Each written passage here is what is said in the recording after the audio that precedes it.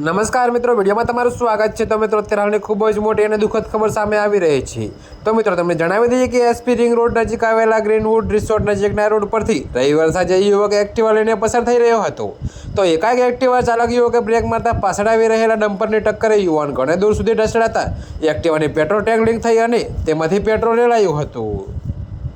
જોકે મિત્રો, તમને વધુમાં એ પણ જણાવી દઈએ કે પરિણામે આગ લાગી અને તે આગ જોતામાં ડમ્પર સુધી પ્રસરી અને ધડાકાભેર ડમ્પર પણ આગની લપેટમાં આવી જતા ડમ્પરની નીચે ફસાઈ ગયેલા એક્ટિવા ચાલકનું આગમાં પડતું થઈ જતા કરુણ મોત નીપજ્યું હતું।